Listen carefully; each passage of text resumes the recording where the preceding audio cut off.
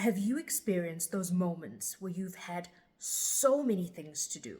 You get started on one task, get a little way through it, and then your phone beeps or an email comes through, and immediately your attention is diverted to that.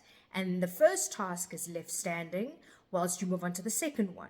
And then something else happens, and your attention is again misdirected. And your energy and your computing capability is so dispersed and pulled out in so many different directions that the mind just goes into an automatic tiz. I've had a number of those days. And I wanted to share with you what has really helped and what has really supported me to re-anchor and to come back into myself. Because in those moments of scatteredness, of feeling completely incoherent, the first thing we need to do is bring ourselves back to center, re-anchor and ground, and then regroup. Now, this may sound counterintuitive. It did for me in the beginning as well. But the first thing to do is to slow down. Slow down. I remember many a time when I'm rushing, and often what will happen is I will spill something or something gets dropped.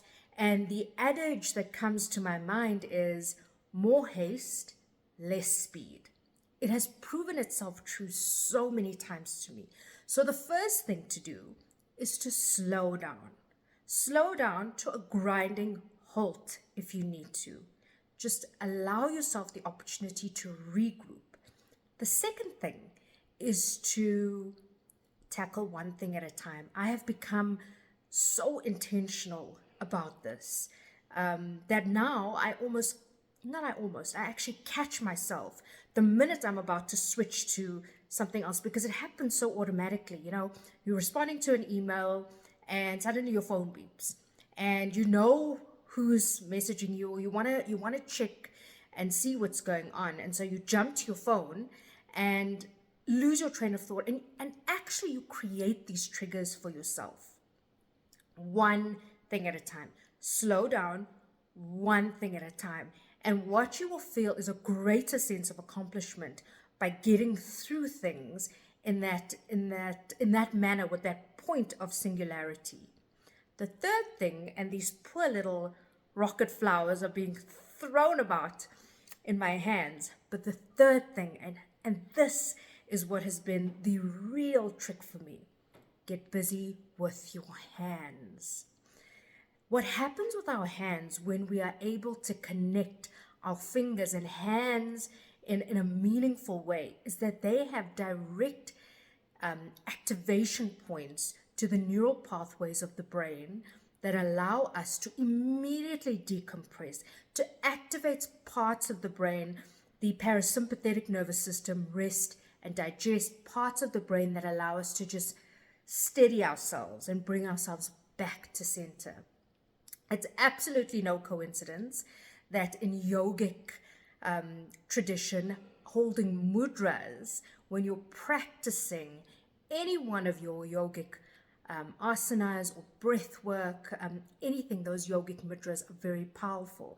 And they are done simply for the fact that the yogis knew how to work with the physical body. They knew how to activate parts of the brain that would lead to the anticipated physical, mental, emotional stimulus. Okay, so why am I throwing about these beautiful little rocket flowers? For the simple reason that how I've been keeping my hands busy is in my garden. And when I've been picking these flowers, these are the flowers of the rocket plant. When I've been picking these flowers, which are edible and really delicious, I felt the activation in my fingers. I've been out in nature. I've been activating these different stimuli responses in my fingers. And I just want to quickly share with you that rocket is beautiful. It's excellent for inflammation. Inflammation in yoga is a pitta prone imbalance.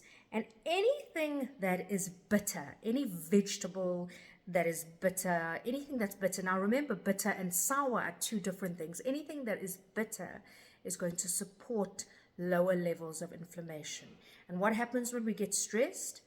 We have exacerbated inflammation. 80% of inflammation is caused by stress.